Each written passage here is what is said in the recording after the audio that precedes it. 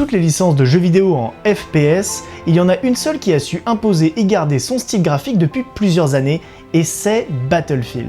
A l'occasion de la sortie prochaine de Battlefield 5, je m'étais dit que ce serait intéressant de vous faire un tutoriel sur comment justement recréer ces affiches. Allez, c'est parti!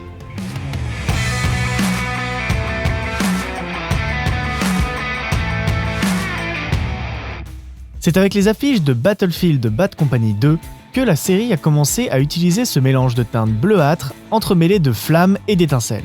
Ce style a par la suite été repris et amélioré dans Battlefield 3, Battlefield 4, Battlefield 1 et le prochain Battlefield 5. C'est le fruit du travail de Robert Samlin, concept art director chez DICE et originaire de Suède. A noter que les autres spin-offs de la série n'ont pas adopté ce style graphique pour une raison qui m'échappe. Ce tuto va être assez fourni en technique photo, donc n'hésitez vraiment pas à me dire en commentaire si jamais vous avez des questions tout au long de la vidéo. Et si jamais c'est pas le cas, eh bien mettez un petit pouce bleu parce que ça va être énorme. Pour refaire cette affiche, on a donc besoin d'une modèle, d'une tenue militaire, d'un flingue, de 3 flashs, d'un appareil photo et de beaucoup de post-prod. Pour les besoins de ce tutoriel, je suis donc rejoint par Astrid, qui est comédienne et avec qui j'ai eu le plaisir de travailler sur un certain épisode 3 de Warren Flamel, qui sortira bientôt. Petit point sur le matériel utilisé pour ce tutoriel. J'utiliserai un boîtier Canon 70D afin de vous montrer que même avec un boîtier APS-C de 20 mégapixels, il est totalement possible de refaire ce genre de photomontage. Comme optique, je prendrai mon 18-35 f1.8 de la gamme Sigma Art.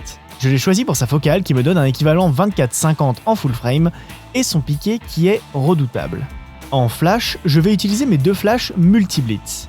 Ce sont des vieux flashs de 300 joules, mais qui sont d'une qualité tout à fait satisfaisante, même en 2018. Je ne le dirai jamais assez, mais n'hésitez vraiment pas à acheter des flashs professionnels d'occasion quand vous débutez la photographie. Ils seront toujours meilleurs que les flashs chinois que vous pourrez acheter sur internet. Gardez en tête aussi que ces deux flashs seront placés en mode esclave, et je vous explique pourquoi juste après. Comme modeleur de lumière sur mes flashs, je vais utiliser une strip box ainsi qu'un bol botté, les deux visant à restituer une lumière très douce sur mon sujet. Pour l'éclat de flamme, je vais utiliser un flash Cobra TTL de la marque Pixel. Ce dernier me permettra de déclencher sans fil depuis mon boîtier via un transmetteur radio Yongnuo. Il sera également équipé d'une gélatine sodium, donnant ainsi une couleur encore plus chaude que les gélatines tungstène. Afin de recréer l'ambiance brumeuse d'un champ de bataille, j'utiliserai une machine à fumer de 400 watts, mais avec parcimonie. Enfin, je vais shooter sur un fond noir neutre en papier afin de faciliter par la suite la post-production. Pour le positionnement de mes flashs, si je me fie à l'image de référence, j'ai une lumière zénithale en contre sur mon modèle. Cette première lumière sera un de mes flashs Multi-Blitz équipé de la strip box afin de diriger le flux de lumière tout en gardant une lumière très douce sur mon sujet. Je ne vais pas mettre de gélatine sur ce flash et je baisserai sa température sur mon fichier RAW en post-prod, vous verrez. La seconde lumière sera elle aussi très diffuse mais beaucoup moins puissante que la première. Elle va ainsi déboucher un peu les ombres sur l'avant de notre modèle et permettre de ne pas la laisser trop dans l'obscurité. Je vais pour ça utiliser un bol botté blanc monté sur le second flash Multi-Blitz. Les bols bottés donnent déjà un rendu très doux à la lumière, mais je vais encore plus l'adoucir en utilisant un cadre Lastolite Skylight Rapid de 1 m par 1 m équipé d'une toile de diffusion. La toile me fait perdre un demi-diaph de lumière mais c'est parfait pour le rendu recherché. Enfin, la troisième source sera le flash Cobra Pixel, placé sur un support permettant de le monter sur trépied avec une monture Bowens. Ce flash est orienté directement sur Astrid en léger contre. Je l'ai équipé d'un snoot permettant de restreindre son angle et je l'ai réglé de telle manière à ce que son faisceau soit encore plus concentré en utilisant le zoom intégré au flash.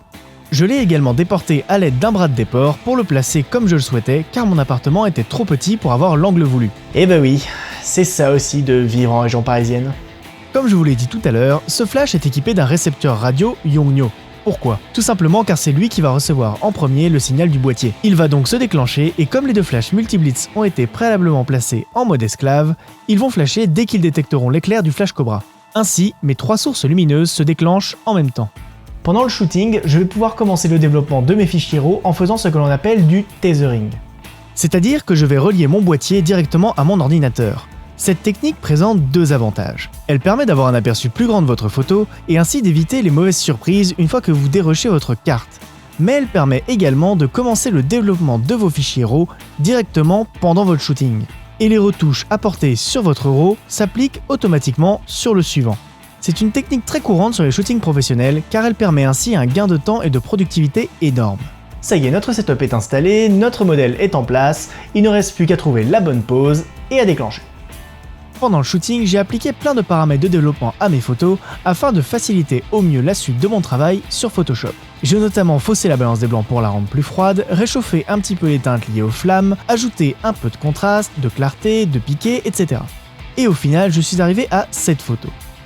Pas mal, mais on n'a pas encore fini. Vous trouvez pas qu'il manque un truc? Mais si, regardez bien derrière le personnage. Oui, il manque clairement un char ou un avion derrière elle.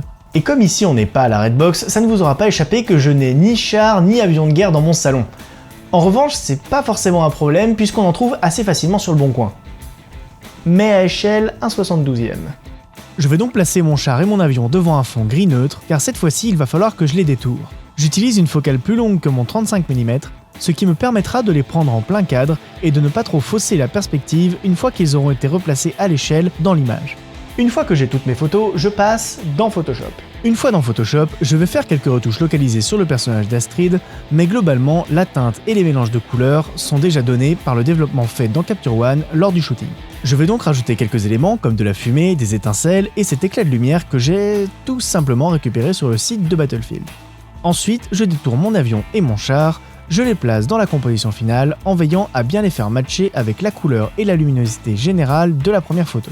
Je les dissimule ensuite un peu dans la brume car ces derniers doivent rester discrets, je rajoute le titre et voilà, on a une affiche Battlefield. J'espère que cette vidéo vous aura plu, ça change pas mal des tutos que j'ai l'habitude de faire sur cette chaîne, mais si jamais ça vous plaît, n'hésitez pas à me le dire en commentaire et j'en referai certainement à l'avenir.